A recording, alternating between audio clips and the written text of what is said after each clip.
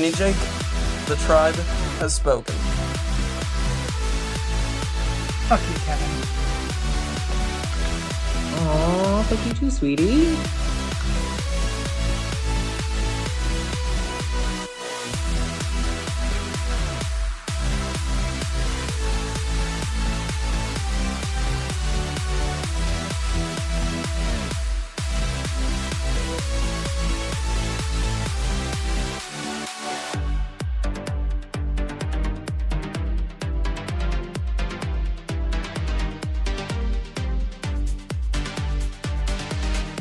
I'm JJ, one of the original Tribe of Nerds members. You can catch me on Marvel, Pokemon, and other gaming podcasts. What up? It's Josh, resident superhero nerd, but I also dabble in the occasional super villain as well.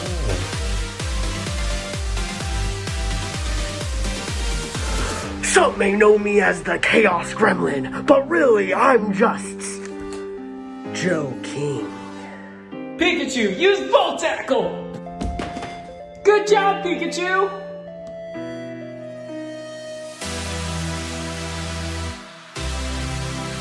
On the Tribe of Nerds. Kevin's favorite part, 3 men swimming in jeans. I like that they totally just abandoned the funeral Just they were take at. the jeans off.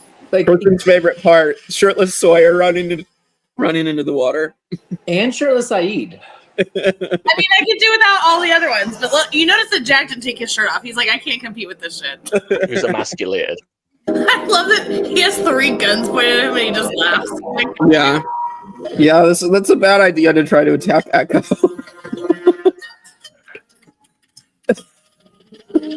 No, it's not real. We're rolling puppets.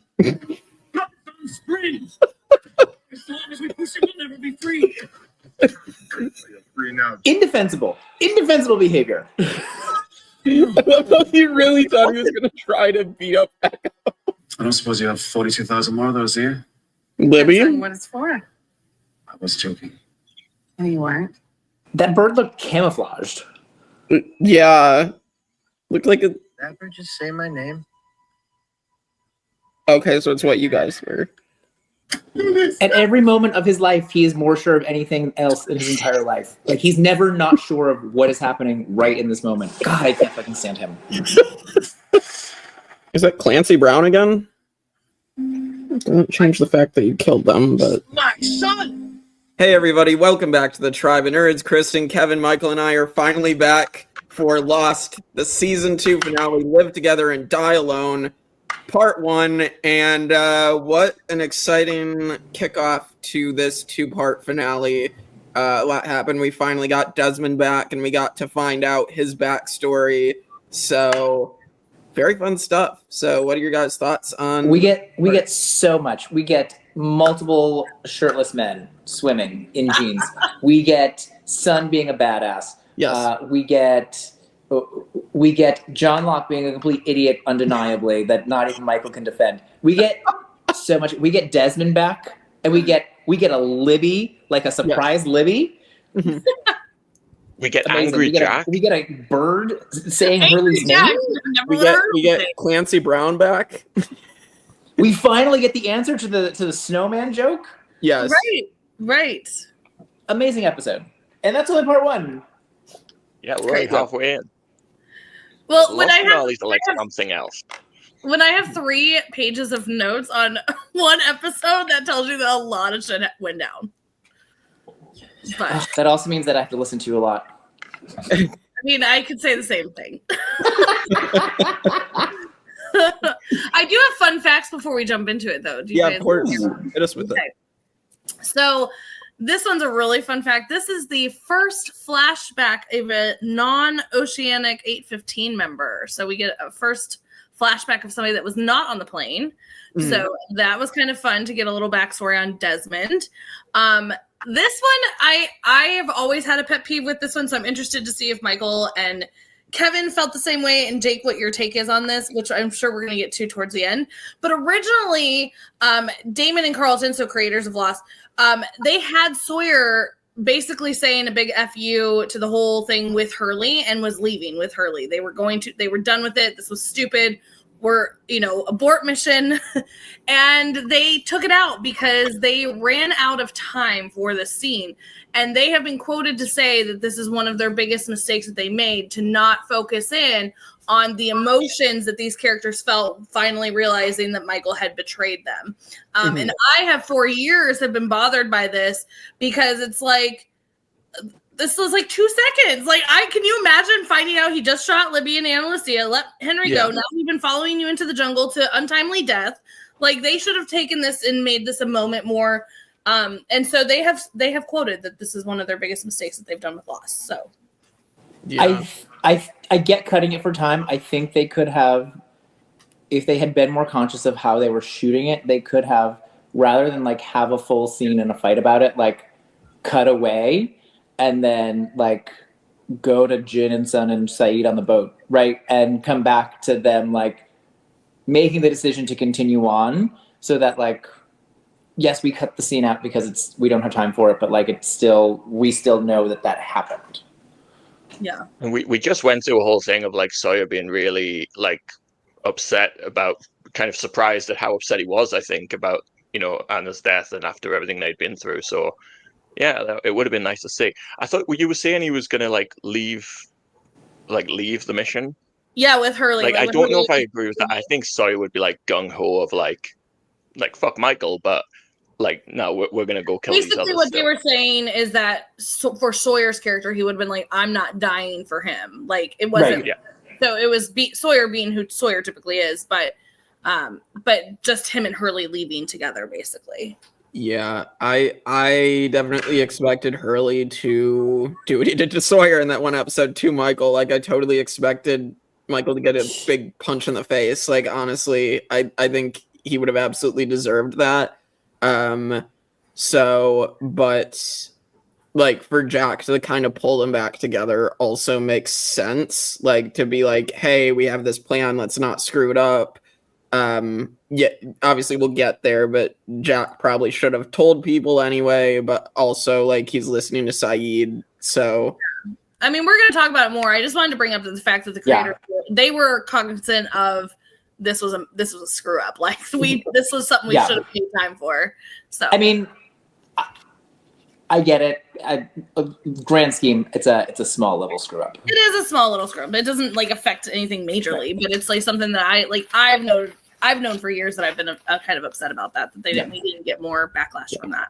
I get that too. And then a 90-minute finale, you can't get everything in that you need to get in sometimes. It's a lot of story to tell. It is. It's true. And then, of course, we have to talk about our numbers. So on the letters that we saw that Desmond got from Charles Woodmore, we see that Penny's address has 23 in the street name, and Desmond's return address is 42 on his street name, which is fun. So those were not mentioned but seen. The coffee that we paid for it was $4. $4 for that coffee, and Desmond needs $42,000 for the boat. So those were the numbers that were said out loud. All right. So are we ready to kick off this crazy first part? Let's go. All right. So we obviously start right where we left off. We had Sun look over, see a boat, and that's where we're starting. I love when they do this where it's kind of like seamless. I love how they start and stop where they needed to. But they're all starting to question, is this a rescue? Smallest rescue boat ever. This is a tiny little sailboat. That is not a rescue boat. But they were, because they've all been sitting on this island, though, that's immediately where your brain goes to, like, what's this boat doing here? Is it a rescue? We again get our... Go ahead. Can I just say, I just find it hilarious that the episode starts and they all run to the boat. They were literally in the middle of a funeral and they just said, right, fuck it, they're dead. We've buried them. Bye, guys. We're going to go to the boat now. They completely abandoned the funeral. Did they actually bury them, though? I don't even know. Maybe they didn't even finish. We don't even know. We don't even know if they're buried. But we instantly get shirtless Sawyer, which I will always approve. And I mean, I guess shirtless Sayid. I mean, whatever. But I made a joke. You notice Jack did not take his shirt off because he cannot compete with these two. So all three of them take off into the ocean. He could. He just chose not to. Well, we'll see. This could be the big amount. They all decide to which is Kevin's favorite, swim into the ocean with jeans on to get to the boat. And they arrive. It is a very long swim. We pointed this out. This is a very long swim. But they get to the boat and they all board this boat. And they hear some music playing. They're walking around. All of a sudden, gunshots are going off. And then somebody runs out of bullets. And you hear a voice from down within to Jack opening, or I'm not opening, kicking in. I was going to say he kicked it. To basically Desmond, and he is sitting there laughing. I love that he is literally just laughing at three very intimidating men pointing guns at him. He has not a care in the world. He's like, whatever. Kevin was I love that these people have been on a deserted island for like months at this point, and like gunshots coming at them. They're just like, oh. It's old because news. I live every day in the real world, and if I hear gunshots, I am running and hiding, and they're just like, oh, let's duck. I'm so used to it by now. Right, it's every day for them. But we do get Desmond back onto the beach here, where Jack comes over and questions him, like, bro, notice you never said anything about a boat. And Desmond's like, whatever, I'm having my drinks, like, let me live my life. But Jack starts to question him about some things and said, why did you choose to come back? Which instantly sets Desmond off. And he says something that I want to stop and get kind of Jake's like thoughts on, is he said, I come back. I didn't freaking come back. I should have been in Fiji by now. But here I am on this island again. We're stuck in a bloody snow globe. Like there's no outside. This is it. It's the ocean and this island, snow globe. We are in it. And I'm over it. Shut up and let me drink. And so I kind of want to stop here, Jake. What's your thoughts on this snow globe conversation and this thought process behind that? And then also anything else that you wanted to bring up about the opening, because it's your first time for season 2 finale. Yay. Yeah, I know. I heard that immediately. I never watched the show, but I'd heard of it. Under the Dome. It's like when they're trapped in this giant dome. I don't know. It's a very good show. Yeah, that's another show. Like I'd be open to watching, but like because of the mystery. But like I immediately thought of that, and I think it's definitely possible that they're just trapped in this giant circle, and like there's not actually a way out. So it's definitely a possibility for what is happening. Although, you know, how did they all, I guess, get to this specific island is, I guess, the question. But that it just, that's what it made me think. And yeah, like the opening itself, it's nice to see Desmond again after 20 episodes without him. Like he's been gone a while, and like I figured that they were gonna bring him back eventually. It was just a matter of time before we finally saw him again. Yeah, I remember that being like a huge point of discussion. Like, oh, because it makes sense. They're not being found. They've been stuck on this, and it's a crazy island. There's all kinds of stuff here. Why not? Like, it's also in a snow globe. So yeah, it's either that or Desmond was drunk and he can't sail for shit. But right, I like the snow globe theory. And the like the boat that they made, the raft that they made, also like seemed to be gone for a while, but didn't get very far. So I remember thinking when I first watched this, like, what, like they get bounced back constantly? Like, what do you mean? So I believed it as soon as they said it. And I was like, well, how is that happening? Yeah. I mean, instantly for me, I remember like rushing to the phone to call my friend in this moment, like after this episode aired. And I'm like, snow globe, like, is this like Bermuda Triangle type of thing? Like we were sitting there instantly like, what does this mean? Like, what does this mean? Or like, is it Michael talking like he was literally constantly drunk? So that could possibly be in play here. But like to Kevin's point with the raft as well. So yeah, it's definitely something that you start to ponder, and like, are we going to get the answers to it? Who knows? Who knows? And like, also it makes sense that like, I don't know the exact paths, but Desmond was doing a boat race. They were going from Sydney to Los Angeles. Like they all ended up in this place. Is it like they just coincidentally were going along the same path, or is it some kind of like thing that has brought them here? It's like, I think enough weird coincidences have happened now where it's like, is this a coincidence or is this something bigger? Right. Yeah, for sure. Anything else on this opening before we continue? All right, cool. Just love drunk Desmond. We do love drunk Desmond. Listen, if I was there, Desmond and I would be drinking together because I'd be like, this shit show. I'm over it. But speaking of Desmond, we get into our first flashback here of Desmond to get a little backstory. I don't know about the rest of you, but I was really excited when this first flashback came up, and I was like, oh, we get to know about Desmond. This is fun. But he's being released from jail. Not so fun for Desmond. With a dishonorable discharge. Right, and that's the next thing I was going to mention. He's getting a dishonorable discharge from the Queen's Army. But they're going through his stuff. We see a picture of this girl, which we will find out later. We see this Our Mutual Friend by Charles Dickens, and he talks about how this is going to be the last thing he's going to read before he dies. And just a lot of different things. We need to know more. Why is he in jail? Why was he being dishonorably discharged? So many things. But as he leaves prison, he is approached by a man in a car and says, get in. And he's like, I don't like you. But he does get into the car, and this man is talking about his daughter. And obviously that this was the girlfriend of Desmond. And he's like, listen, I have 2 boxes here for you.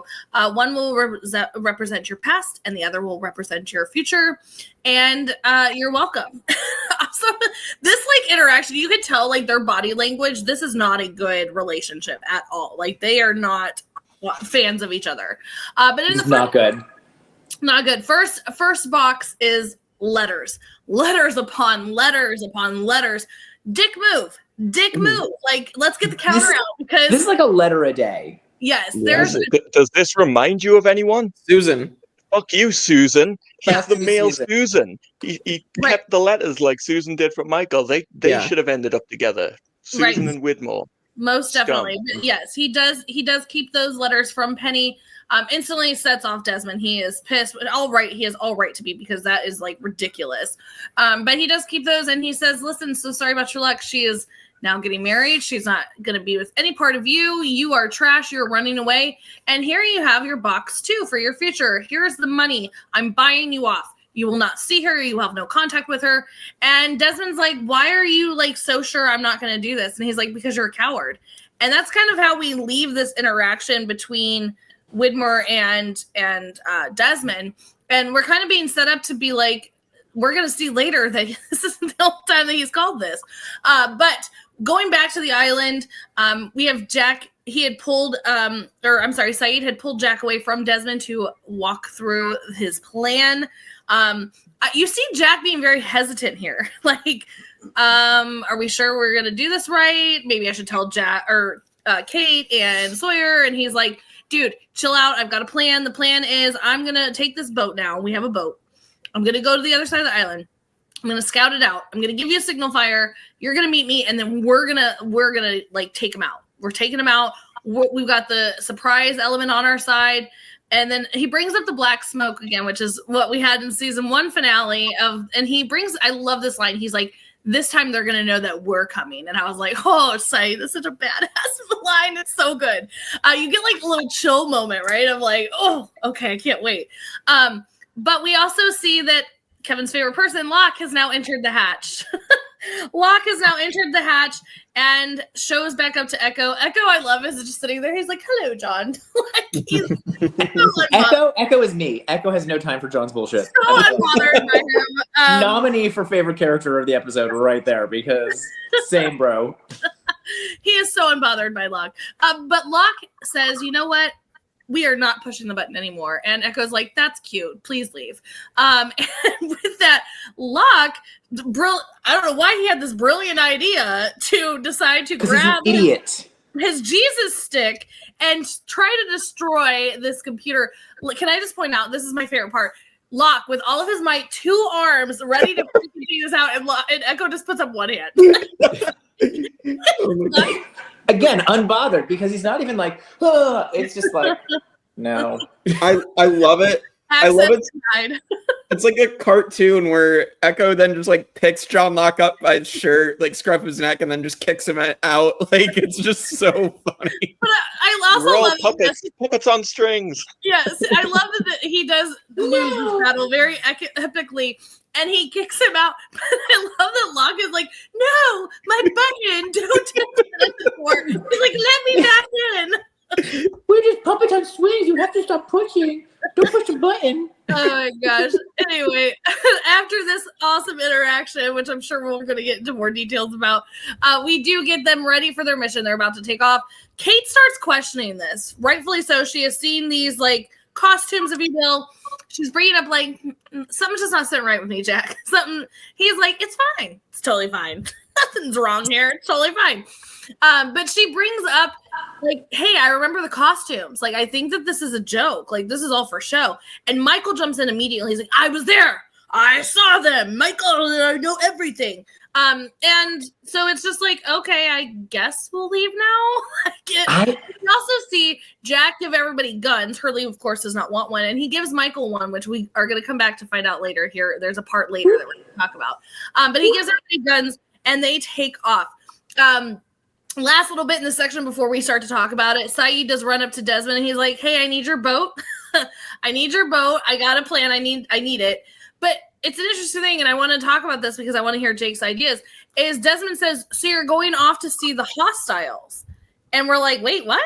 Aren't they called the others? Why are we calling them hostiles now? So, Jake, I want to come to you immediately right now and get your take on what this last little interaction, like why they're being called hostiles and not others now.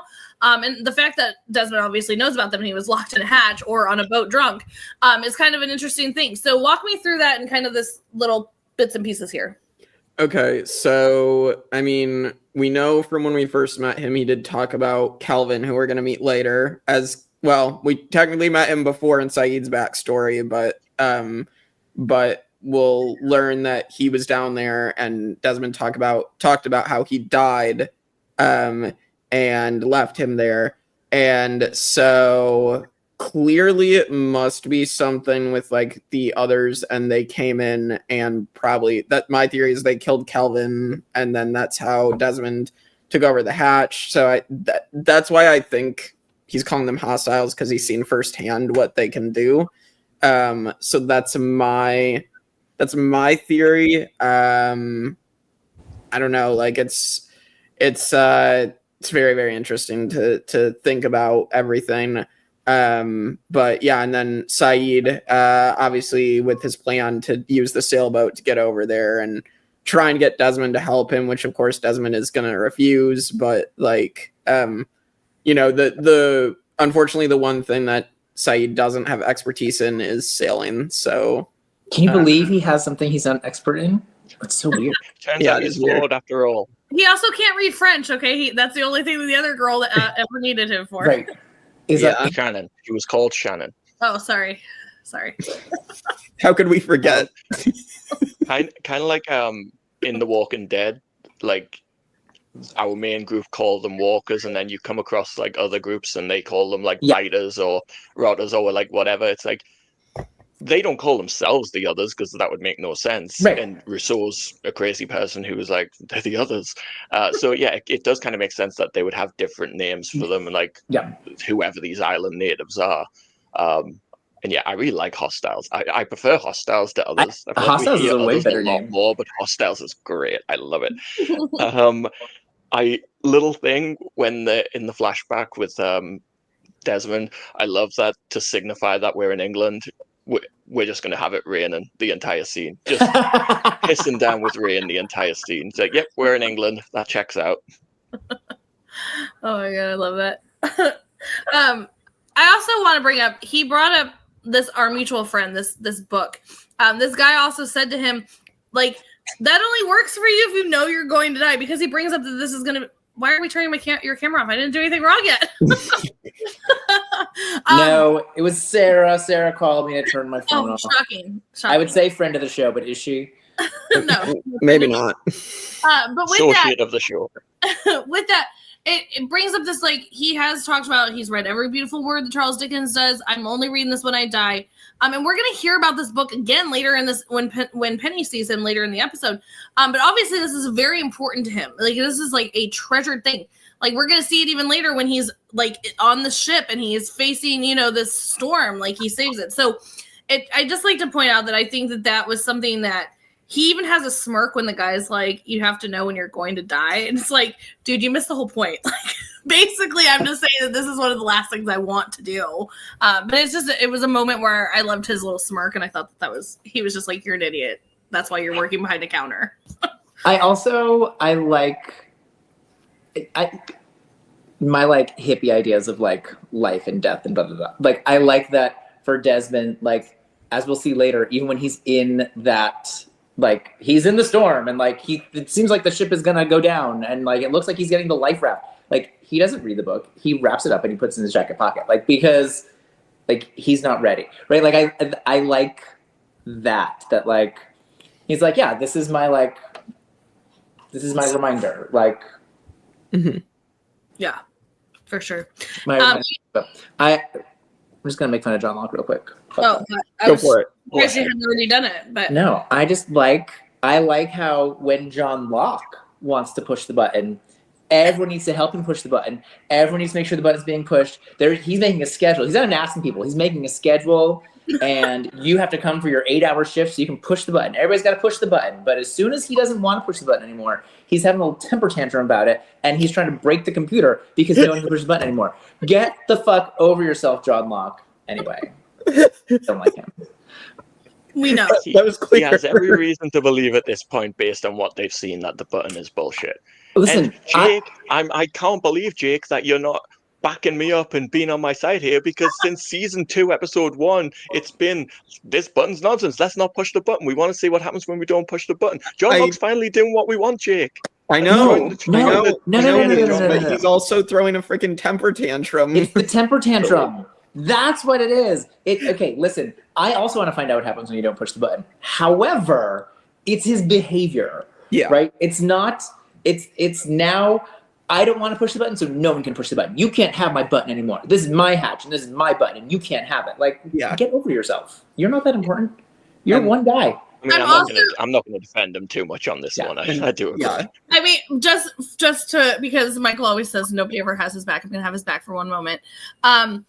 I would also like to point out that somebody else had a massive tantrum about not pushing a button, and that was Jack when this whole thing started. So I'd like to point out that your good friend Jack over there threw a massive tantrum about not pushing the button, and then he pushed the button. So that is true. I mean, I'm not going to deny it. So it's yes, fine. but different. Yes, but different. You can't say yes, but different. It's a Choosing different thing. not to push the button is what brings Jack and Locke together. I'm all about it. They can be the team, not push the button. Anyway, just you can't say don't.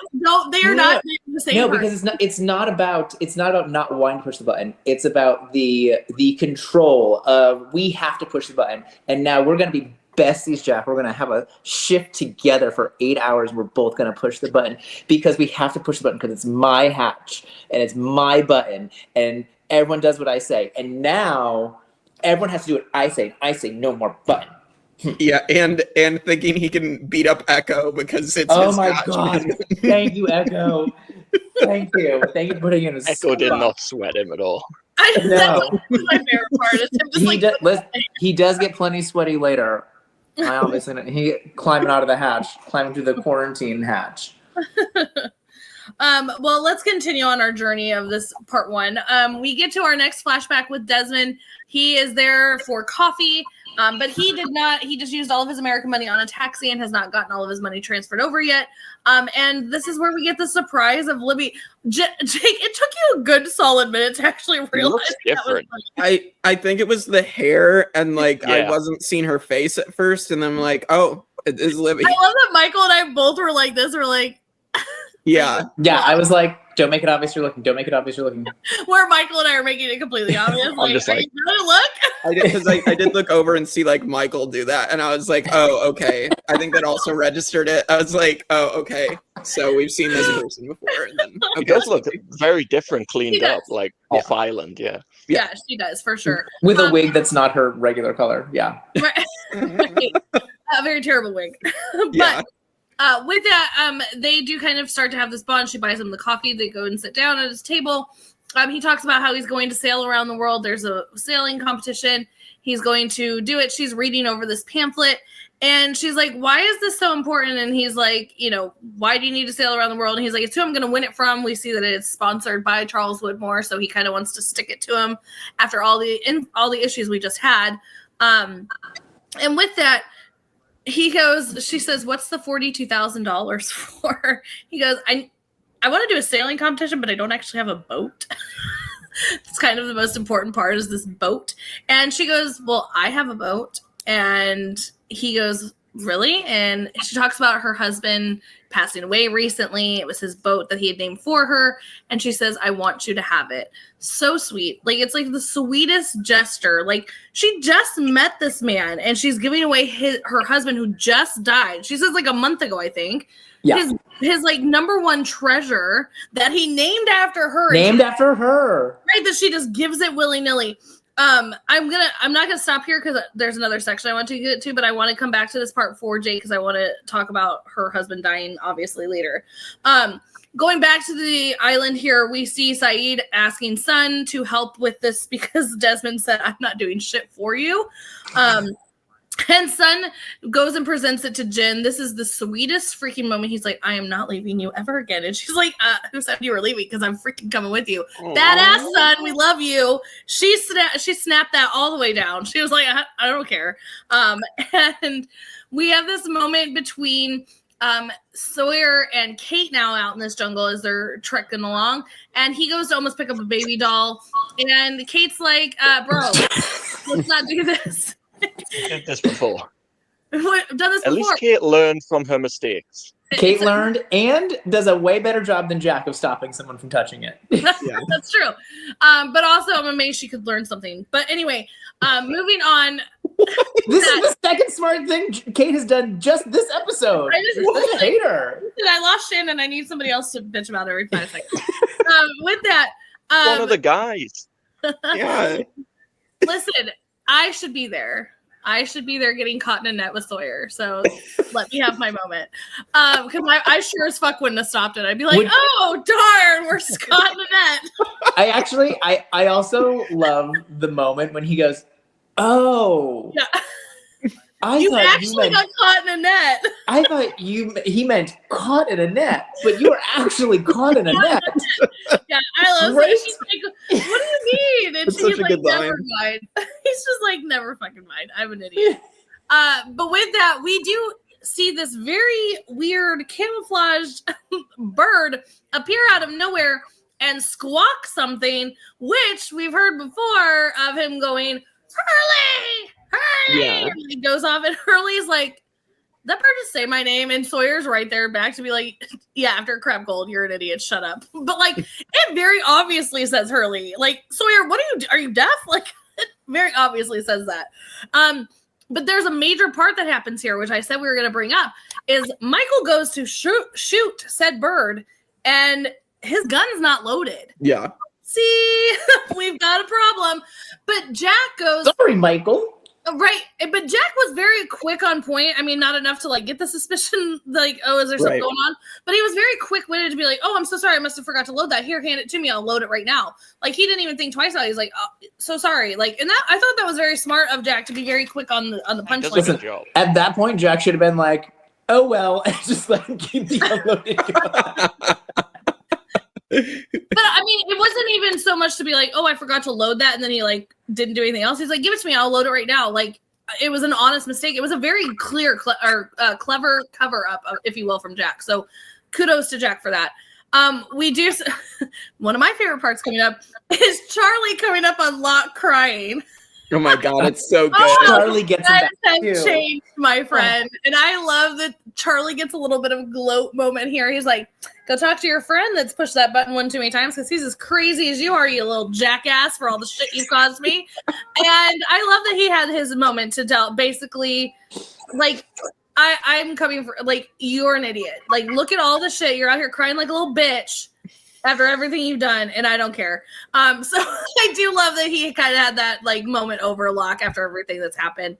I welcome Charlie and Echo.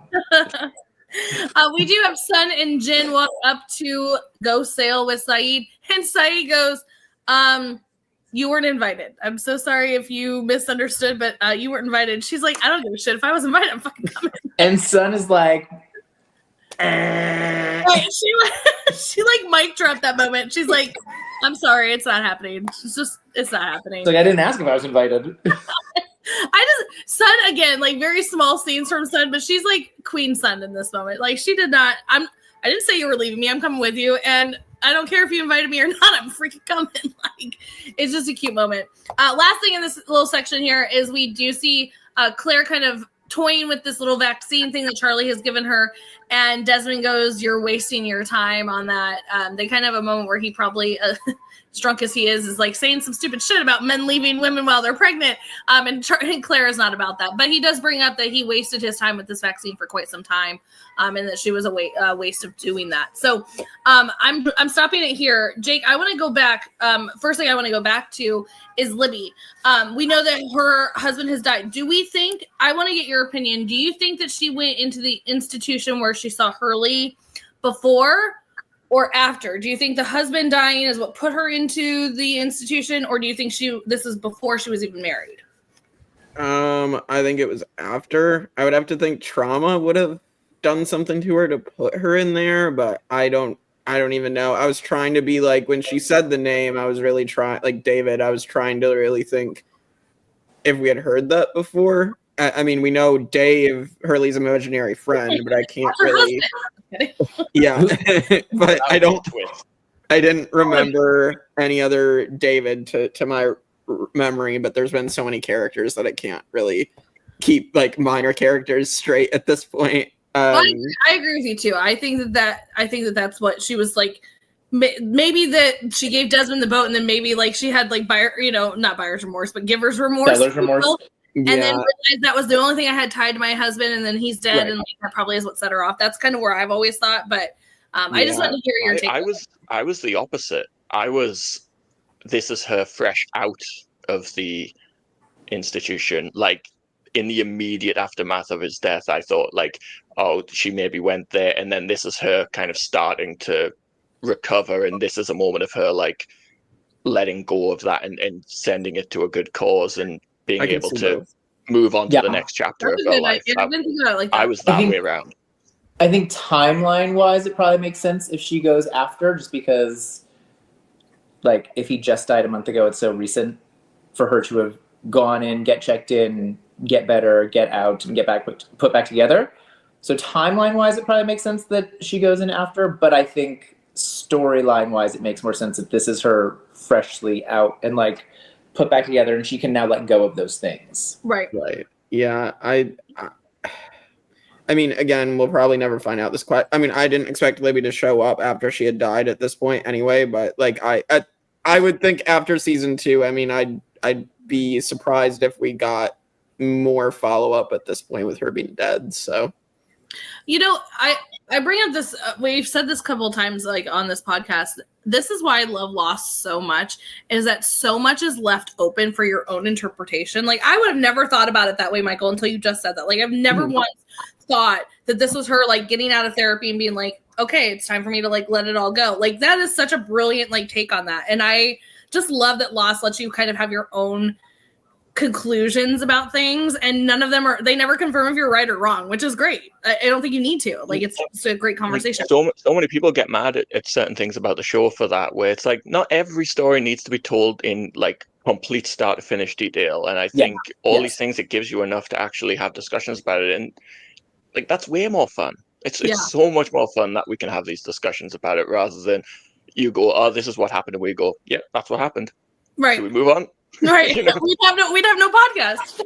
Exactly. Right. Yeah. Sorry. Keep going. That was it. Like we can talk about the rest of the section now. I really wanted to get your take on that. Anybody? No, I always love a badass good girl. So yeah, love Sun. Yeah, I love Sun as well. I think she is awesome. Like it is, and again, it's just so adorable that Jin knows that he left Sun in season 1 when he went on the boat, and he doesn't want to do that to her again. So, and then Sun's like, no, the trauma of the boat. Yeah, yeah, it's just so adorable where Sun and Jin have come, and again, we're seeing like that Jin has become this really good person now and a really caring husband. So like, it's really cool to see. Like night and day. It's crazy. Yeah. It's crazy in 2 seasons how far Jin's come. And yet, like, the reverse of that from Sun of just like, I already lost you on a boat once. Like, hell no. If you're going on another boat, like, I'm coming with you. I love that. I love everything between them. Yeah, she like recognizes though that we have to go on this boat. It's not like I really want to, but we have to go on this boat. If you're gonna have to go on this boat, I'm gonna have to come with you, kind of thing. I'm going to piss off Kevin now. So Hey! I think that in the scene with Desmond's, you know, he's doing all of this for Widmore, and do you know who he's very similar to? John Locke, where he is so focused on Widmore and proving himself and all this and this relationship that is irrelevant, rather than focusing his attention on Penny, just like Locke, where he's so focused on his dad rather than actually putting the time into the person that matters in Helen. It's like their attention is on the wrong person rather than the person who loves them. No? You don't think that's a valid point? I think it's a valid you. point. You just do because he's disagreeing with me. Like, I'm That seeing and this he has a point. bear hat that's still throwing me off this entire thing. Or wolf? I was gonna say it's a wolf. Whatever. I couldn't see it. You guys had a whole thing with this hat before we started. No, I mean, I think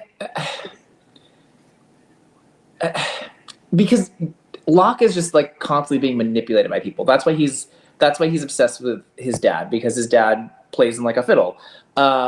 Whereas Widmore is like he clearly has intercepted every letter.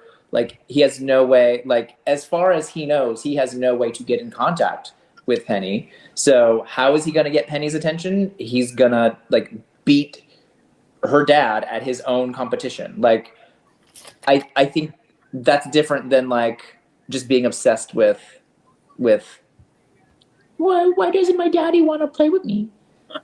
I just think it's interesting that, like, both Helen and Penny both obviously just love, you know, Locke and Desmond respectively, and the opinions of their father should be like, who gives a shit? Like, they clearly love them. Just put your attention there. Like, Penny's there later in the episode. Listen, just forget about the dad and just, you know, make we it work. we all know the people who made Lost have severe parent issues, because every parent on the show is terrible. Except Jin's dad, the only one. I think Claire so far, I think, is the only. No, Jin's dad's amazing. Oh, and Jin's dad. Yeah, Jin's dad. And Hurley's mom, but that's about it. She's calling Jesus right now. She's fun. She's a little crazy, but she's fun. Oh my god. I want to, before we leave this section, I kind of want to go back to Jake here. What's up with this bird? What are your thoughts on this bird? I was like, what the hell? Because it's a giant green bird that, like, blends in with the foliage. Like, I was very, very shocked to see that. And yeah, it's cool to see Hurley now referencing that this bird is saying his name. Like, because we weren't getting that when it happened before. But yeah, it's interesting to think about, like, why certain things are happening. So to take you kind of behind the scenes of the podcast, Jake, I think it's so funny that, like, the first time we saw this bird, we were in the spoiler section and it was like, I'm sure Hurley says, like, didn't that bird just say my name? And then we clicked, it's like, oh no, that was the season 2 finale. It's like, yeah. We misremembered when that happened. Yeah. It was like Mandela effect for us until we finally. Yeah, I was like, I'm sure that's what he said. I know for me, I don't know about Michael or Kevin, but I know for me when I, like, originally, and Kevin kind of brought it up, was like camouflages and stuff. My friend and I, when we were watching this, like, and us starting to question everything, we're like, is this like a spy? Like a, you know what I mean? Like a camera, Right. like a, you know what I mean? Like one of those things. It's like watching your every move. You know what I mean? Like, it seemed like a very, like, why does it keep calling Hurley's name? Why is it, like, so big, but, like, you can't even see it's like a fly on the wall type of situation. And so I know that we were trying to figure out, like, there's got to be more to this bird. There's something, like, that we need to figure this bird out. And, like, we probably spent way too much time on this bird, but, like, we were writing notes, like, okay, when did it appear first? When did it, like, how many times did it say it? Like, it was all these random things, but Like the smoke monster. yeah, it was just, it was one of those things that we really tried to figure out. So I wanted to see what your thoughts were on the bird. It's the obsession of Lost. Like I said in the last episode, that I bought a book that had nothing to do with the show because I thought it might have answers in. It's like you find something and you really zero in on it and spend ridiculous amount of time trying to dissect what it could mean. Right. No, for sure. Anything else before we move on? Cool. All right, so next flashback, we are at the stadium. Instantly, we all recognize it because this is where Desmond and Jack first met. But this is instead of Jack showing up like we saw previously, this is now Desmond's side, where he is at the stadium. He's getting ready to go run. We do see Jack pull up, so I thought that was a little cute moment that they put in there just to show that they did pass before they even got into the stadium. But as he's getting ready, Penny shows up. And you're like, oh my God, didn't think this was going to happen here. But Penny shows up and she has so many questions, which she obviously should have. But like one of the ones that is heart-wrenching is, why didn't you write me? Oh my God. And he doesn't even answer her. He doesn't even Penny, I did. Your dad has all the letters. Like, go answer your dad. I think the concern is that her dad would find out, and then that could be very bad for Desmond. Like, I think that's the concern. But right, and like this is a person who has so much control and is so manipulative. Like, he's just gonna lie and say no. Like, it's not even worth it. It's just so heart-wrenching though. But also I love that, like, instead of answering her, he goes, how did you find me? And she like starts to go, and he's like, no, but how did you find me? She's like, I have a lot of money. Okay. She's like, if you have enough money and you have the will, you can find anyone. And I'm like I can do whatever I want, Desmond. Answer the freaking questions. Why'd you write me? Why don't you want me? What's happening here? What happened? I need answers. And we just know that this had to have been something so tragic, between like a tragic breakup, like whatever happened here. We know that the story has to be very sad. She wants Desmond. She wants him to stay. This is the other part that I think, and what Michael is bringing up. He's like, I'll be back in a year. Like, because he brings up, like, aren't you getting married? She's like, we haven't set a date yet. Hint, hint. Get your ass in gear here. And he goes, I'll be back in a year. And she's like, you can be back right now. Like, knock this shit off. And he's like, I have to win his race. I have to beat him. And she's like, why? Why is it, like, I'm right here. Why is this so important? And but he does bring up, I have to get some of my honor back. And I mean, yes, again, I feel like Desmond could just have it and be done right here. But it seems like from whatever, we don't know this whole story yet, that he has just been stripped of everything from Widmore. He made him feel like he's nothing. You know what I mean? Like, here's the money, like buying you off. Don't talk to my daughter. So I think that this was a way for him to get a little bit of that honor back. But I agree with Michael too. She's like, who cares about my dad? Like, I'm standing right here. Quit being an idiot. I also think, like, even if he did win the race, I don't think Widmore would give a shit. I don't think Widmore would like respect him for it. Not at all. Not at all. He'd no, be like, I don't think it would. But I think he did, and we have to strip you of your title. Yeah, I think he's just convinced that like he needs to do something. He needs to one up, and he can't one up him money wise because that's not possible. So like any like little thing he does, if he tries to have a relationship with Penny, Widmore's just going to come in between them. You know, he's going to do something to come in between them. So like he has to one up him in a way that he can't stop Desmond. Yeah, for sure. Going back to the island here, we have Locke meet up with his bestie Desmond. What did one snowman say to the other?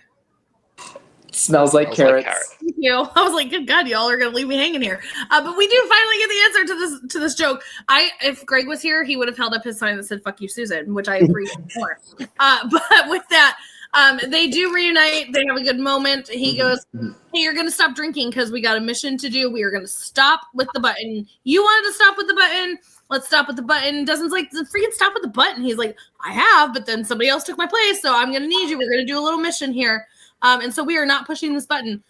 We do see that going back to our crew that is with Michael here, Michael is unraveling. He is unraveling. The suspicion is there. He why didn't my gun, why wasn't my gun loaded? Kate's already questioning things. I'm starting to unravel here. Where I don't know, Michael. I don't know. Why was your gun not loaded? That's so weird. What a crazy coincidence. But Jack comes up and he's like, "What are you doing?" He's like, "Oh, I was, not feeling great. I was gathering firewood. Thanks for coming out. Thanks for putting your neck out on line for my kid." Again, as much shit as we give for Michael, this is a parent desperate to get their child back. The actions behind it, we've all talked about this when we were doing his episode with the 3 minutes. It's so hard to hate Michael in this moment because he's done some horrible things. No, it's not hard for me at all. Well, whatever. For me at least, because I am a parent. And it is hard because what he did was horrible, and there's no excuses for it. But like when you're desperate for your child, there I can see some issues. So we do feel a little, at least I do, maybe the rest of you don't, but I feel a little bit for Michael in this moment, as he knows that he's really just, these people are like, we're gonna come help you with your kid, like, and he knows what he's leading them to. They of course do too. Well, not to the extent, but he's obviously battling with the inner demons of these choices he's making for his son. And then Jack gives us the whole live together, die alone. Fuck you, Jack. Fuck you, Jack. Right now, no, I don't care. I'm not trekking out here. We got birds squawking Hurley's name. This seems like it's a bad news bear situation. Last time we went trekking off into the jungle in a finale, somebody got blown up. Like, you got some arts on you. We're like, I don't know if we should be doing this. We got attacked by a smoke monster. Like, all the things we should not be doing here. But then we also now go. I feel like they kind of pieced this episode together a little weird because it's like daytime, nighttime, daytime, nighttime. Like it seemed like very choppy in some parts. But we instantly go to the next morning where Jin and Sun are on the boat with Sayid. Sayid is doing his prayers, but Jin notices something, and oh my gosh, I can't wait to talk about this. We've been in our like spoiler little chat. Michael and I have been like, oh my god, Kevin. We were like, this is the moment. But they see a 4-toed statue randomly. And Sayid brings up, he's like, I don't know which is worse, like the rest of the statue is gone or the fact that it only has 4 toes. So I know that we're going to be talking about that.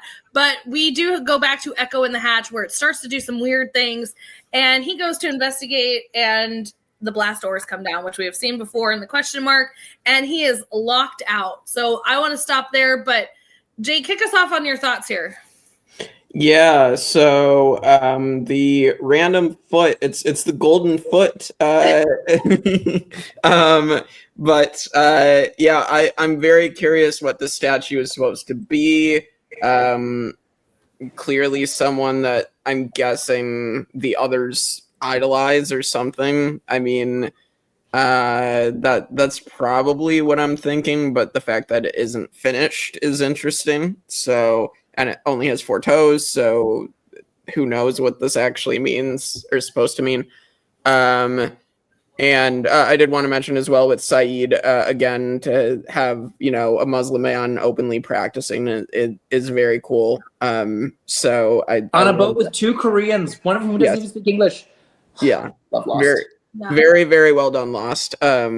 And then, the whole blast door thing, it does make me go back to that whole Henry Gale stuff and when lockdown happened and, clearly, this all happened because the power was tampered with or whatever or something. So, that is very, very interesting, to think back to. That's kind of my thoughts at the moment. I am curious to see why there's a foot now. So so glad you mentioned that about Sayid as well, because that was one of my notes. I love that. It's just like a little moment that's not even kind of focused on or drawn attention to. It's just he's doing his prayers and it's just part of his character. It's a nice little moment. The 4-toed statue, maybe it's a statue of Homer Simpson. I remember that being a joke that went around. But yeah, it's like that's another thing that just adds so many questions. I love the little things that the island throws out there where it's like, oh, now there's a statue and like, is it not finished or has it been like destroyed? Is it, what is it a statue of? Why has it only got 4 toes? It's like you just get like 10 questions added on. I was so excited. We were so excited when we realized that it was the 4-toed statue episode. Yeah. I like writing wise how they drew attention to make sure you knew it was 4 toes, right? Like that's good writing. It reminded me of the 7 wonders of the world and how there's only the one left, there's only the pyramids, but the one was Colossus of Rhodes, and that was a big statue like by the water that got knocked down. So I was like, is this like that? But then why does it have 4 toes? Because that was of a person, so that one would have 5 toes. So like, what's going on? Like very like trying to put it in a historical context, like trying to make sense of it. Spoiler alert, I never did. Like, it's weird. People don't have 4 toes, so that can't be right. That's as far as you got. Yeah, they don't have 4 toes. I do agree with you, Kevin, on the writing part of it, because even Jake was like at first like you didn't pick up that there were four toes. So I love that in, that for us to be like, oh yeah, that is. We have theater-sized TVs now, but back in 2005, some of us had little tiny boxes that were the size of our heads. So just in case you didn't see that there's only 4 toes, we brought it up for you. I have to do a little fun fact here for you guys. So I will say that one person that I was surprised that did notice right away was Kaysen when we were watching this. And Kaysen brought up the 4, but for a very specific reason. So those that don't know, Kaysen does not have thumbs. And so especially on one hand, the one thumb doesn't work on, but he has no thumb on one hand. So he has 4 fingers. So he goes, oh, this thing's like me. And it was really cute because he was like, he noticed right away that it was a little different and he's a little different. And so it's like one of the cutest things. That is a fun fact. I know, it's not the cutest thing. I was like, okay, way to make me cry. What are you doing? But no, it was just, I just love him. He noticed right away because he was like, that's off, just kind of like my hand. So it was something that we don't pick up on because we're used to a regular foot, like, you know what I mean? So like we're not even paying attention. But I was like, what? Like it was just a cute moment. So had to pull that. So sweet. Yes. So anything else on the section that we want to go over before we continue on? I do like that. Desmond, we see the lockdown happen kind of in that episode without any kind of information about why it's happened, and we link it to the pallet drop. But I love that Desmond's obviously spent a lot of time in this hatch, and we see like, oh, he can just trigger this thing. He knows what this thing is. You see him like fiddling with the wires, and he gets it going. Yeah. I do like that. That's just a little thing that Desmond knows what he's doing down in the hatch. Yeah, I mean, Locke was like, that's a nice trick. Yeah, nice trick, and Desmond. When we saw it happen, it was like randomly, we didn't know what was going on. So like we heard it, so we knew what was going on. But then to see Desmond like, oh yeah. I can just do this. Yeah. Right. Moving on, we go to our next flashback with Desmond out on the storm. This is what we were kind of starting to talk about already. But we see him getting slammed by this storm, this hurricane, this tropical storm, whatever's happening out here. And we see that he immediately goes down. He's tying things off. He's trying to, as best he can. He realizes this is not good. This is abort mission. I should not have been racing around the world with zero experience and all the things. But stupid idea. But he goes down into, also I love that he goes down there and doesn't shut the door behind him. So you see all of the water like leaking in. I'm like, that's a surefire way to make this like capsize. But we do see him grab our mutual friend, the book, which, I mean, I think like where all of us probably were is, oh, he's about to read this book because he thinks he's going to die. No, he wraps it up and puts it in his jacket. You're like, what are you doing?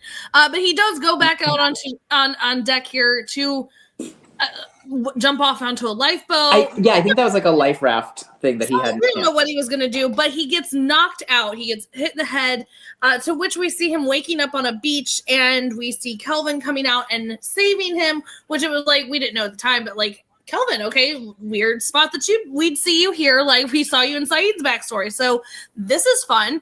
But we do see that he is rescued by Kelvin, taken back to the hatch, where they talk about, he goes in and pushes the button, and the line that he had already told people, I'm just saving the world. And I love that they kept that, because when we got the story from Desmond, when we first met him, he brought that up. And so I love that they finally showed us that and actually used the line. Because so many times, like you'll see in like movies or shows where they like leave out that small detail, and it's like, wait, that's not how it was described like a couple episodes ago. So I do love that they took the attention to detail, as we always bring up with Lost.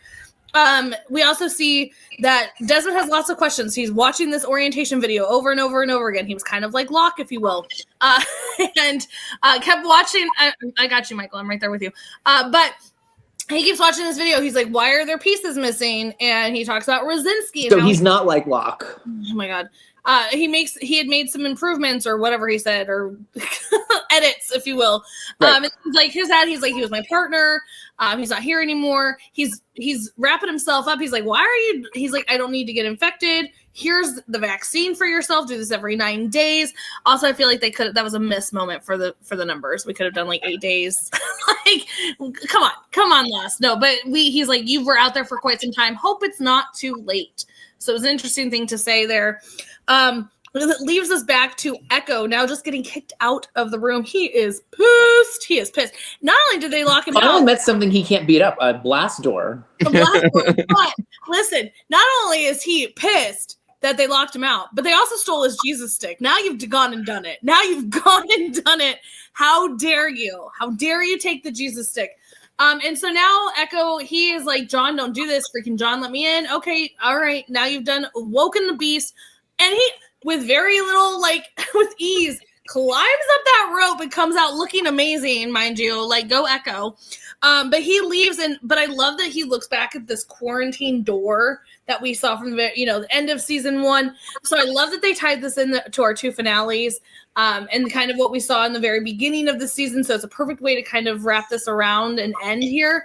But I also have to point out that it was like, that was so strategically placed. Like if I've ever seen a blown up door placed so perfectly.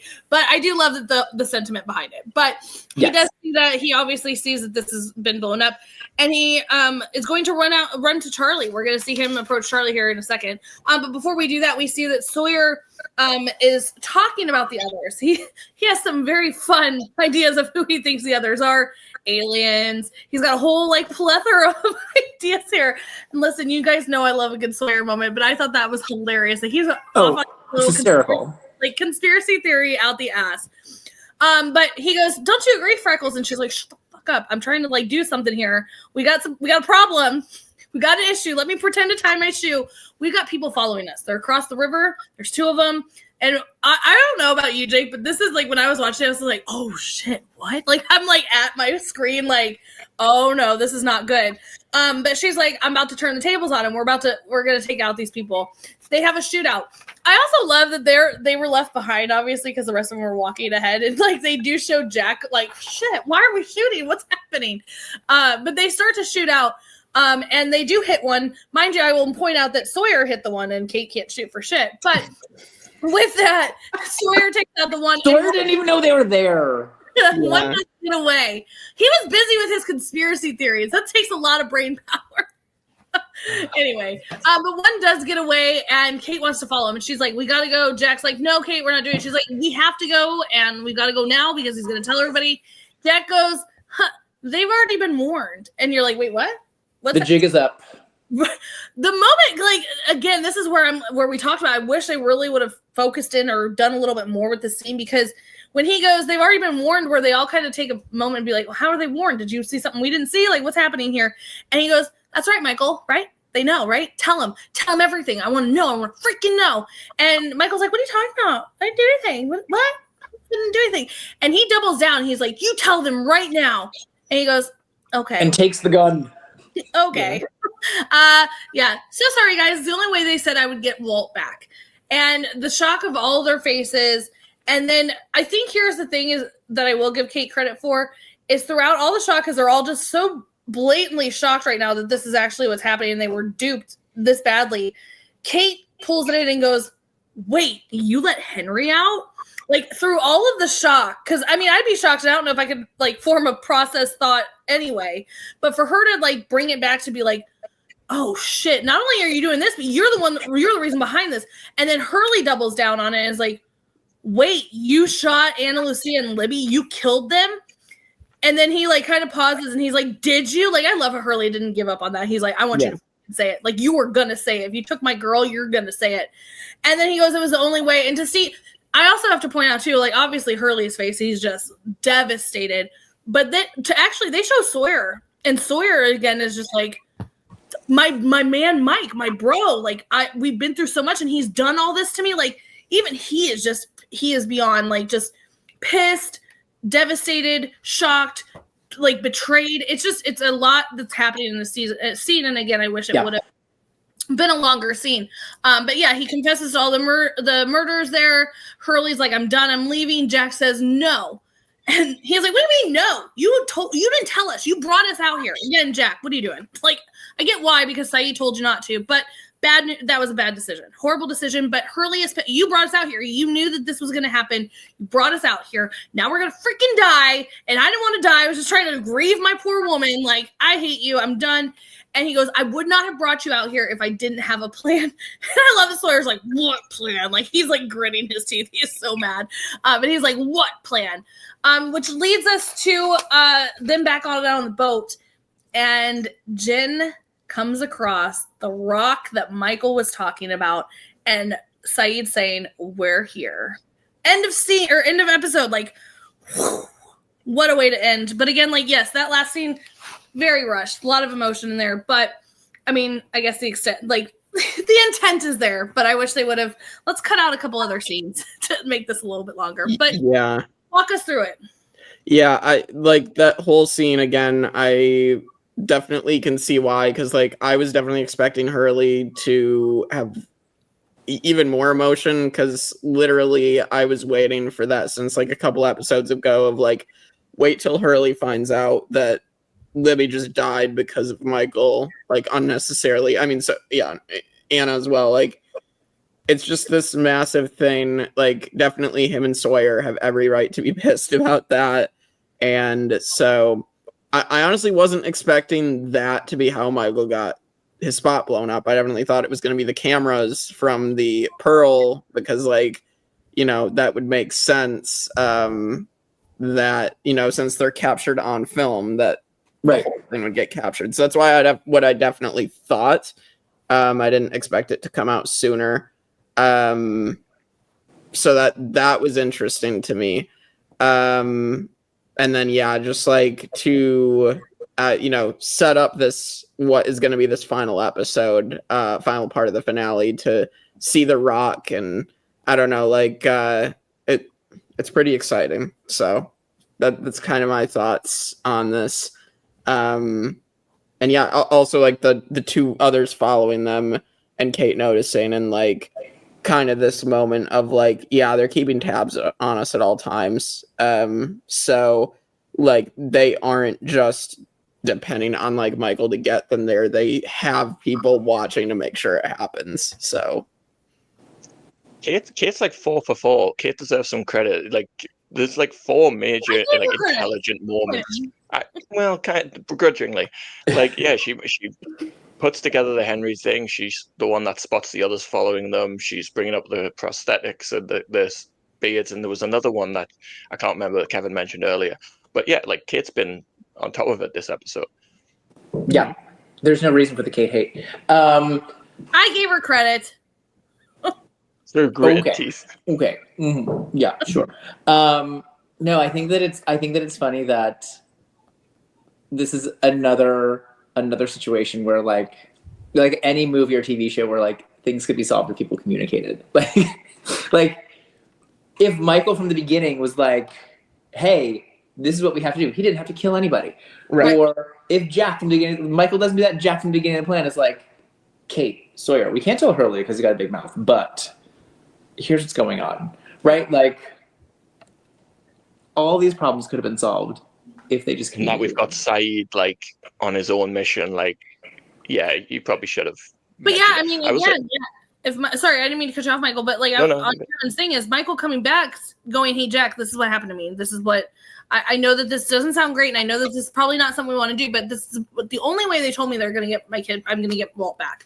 So let's form a plan." Sayid could have done. I mean, granted, they didn't have the ship at that time, but they could have formulated another plan where he was doing the exact same thing. They could have had this whole thing, a great plan, not this half-assed, rushed plan, and Annalise and Libby wouldn't be dead. Like, I just don't understand. It's so stupid. Now, writing-wise, behind-the-scene-wise, like, contract-wise, of course it can't play out like that. But, like, in a perfect world, it's very easy to outsmart these people if you just communicate. Yeah. We need the team to come together and talk. Right. I will say I actually like that Hurley didn't like tackle Michael. It would have been very satisfying, but I think it's really powerful, the kind of really quiet, like serious Hurley of like, you killed them. And then also the line of like, if you did have time to think, you still would have killed them, wouldn't you? I I really like that he went that way with it. Yeah. As satisfying as it would have been if he just like tackled them to the ground and wailed on him like he did Sawyer.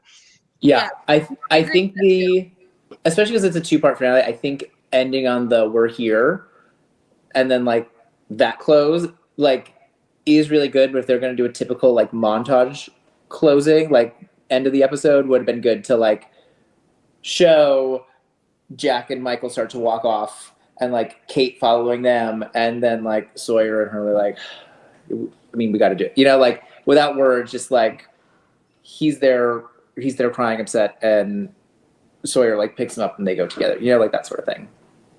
Yeah, I mean, I too think that as satisfying as it was for all of them to just really like wail in on Michael in this moment, it was more powerful to see Hurley just kind of sink, right? Like he just kind of like, that's all you really needed. It's like, even though he is talking, it's really like that sinking, like where you actually see his whole body just go like, I cannot believe that my friend killed for no reason because we all want to get Walt back. Like it just kind of this whole vicious cycle that wasn't good. And I think that Jorge Garcia did an amazing job in that moment.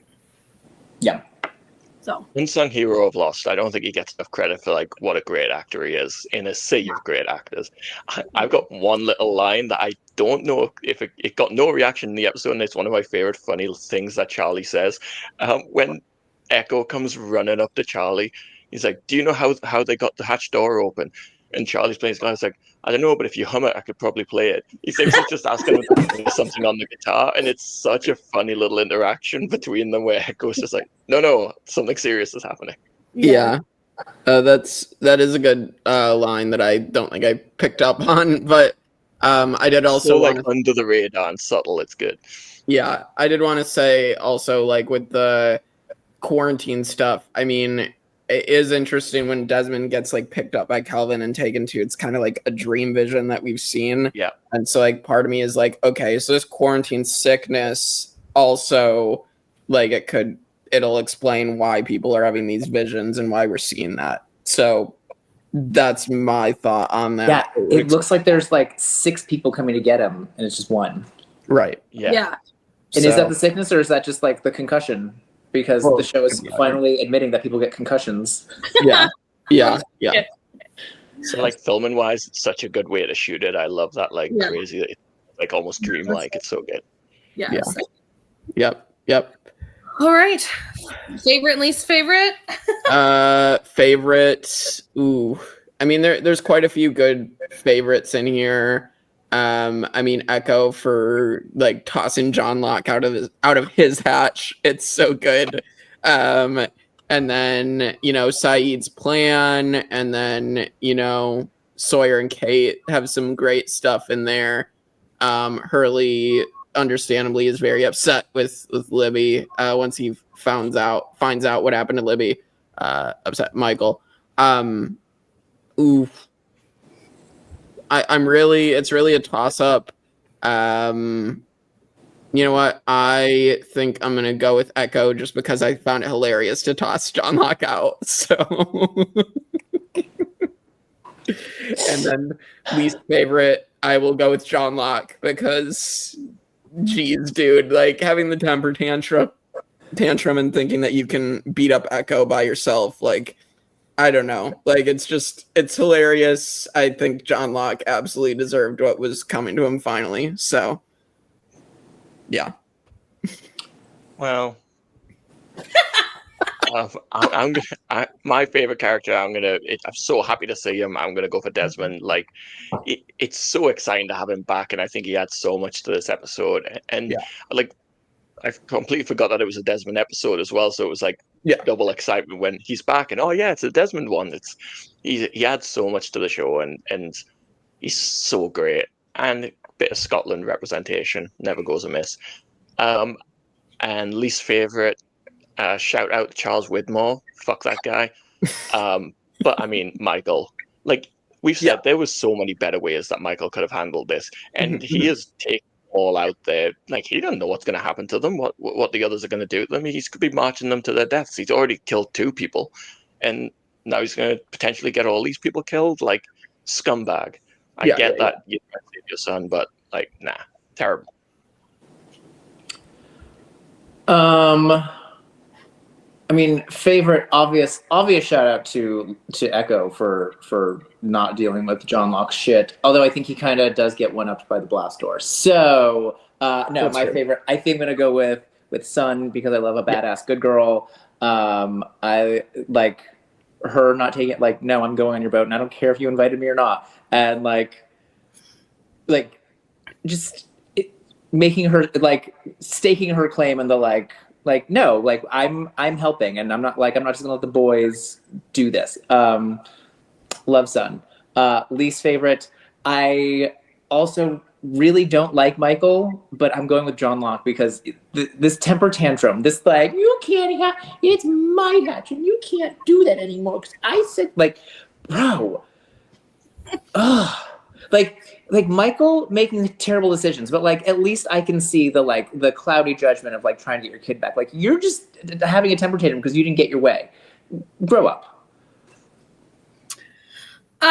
So as much like I'm definitely shouting this out because I'm so sad. Tell us why it's Sawyer, because he was shirtless. Well, listen, I cannot make him my favorite, but I'm giving him a shout out because one, he was shirtless. Two, he's still hilarious, and the conspiracy theories had me rolling. But I love him, and I'm sad I can't make him my favorite, but he does deserve a good shout out. I am gonna go with Jin.